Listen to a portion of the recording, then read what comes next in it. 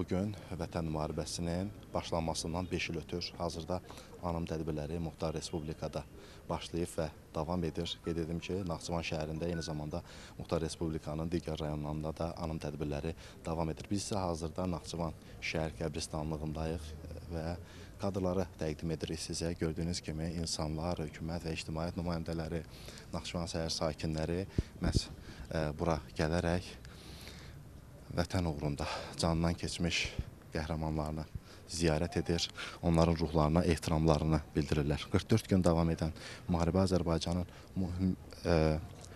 müasir tarixində mühüm mərhələ oldu. Bu qələbə ilə uzun illər işğal altında olan ərazilərimiz azad edildi. Yüz minlərlə soydaşımız üçün ata-baba yurdlarına qayıtmaq imkanı yarandı.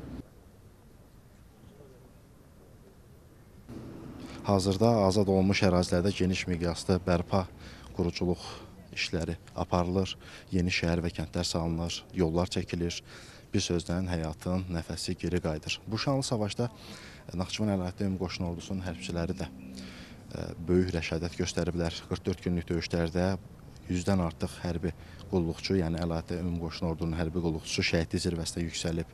Müharibədən sonra isə Əlahidə Ümumi Qoşun Ordunun 4 hərbi qulluqçusu, ikisi şəhid, ikisi hazırda xidmətdə olmaqla Vətən müharibəsi qəhrəmanı adına layiq görülüb. Bundan başqa bir hərbi qulluqçu Zəfər, bir nəfər Qarabağ, 18 nəfər Azərbaycan bayrağı ordeni, 12 nəfər Rəşadət ordeni ilə təltif olunub. Onlarla digər hərbiçi isə müxtəlif medallarla mükafatlandırılıb.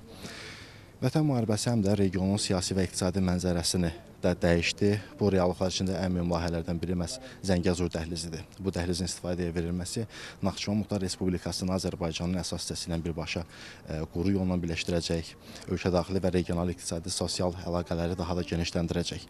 Dəhliz həm də beynəlxalq daşımalar üçün yeni marşrut yaradaraq Azərbaycanı mühüm tranzit və logistika mərkəzinə çevirəcək. Zəngəzur dəhlizi Naxçıvanın və bütövlükdə Azərbaycanın gələcək inkişafı üçün yeni imkanlar açacaq.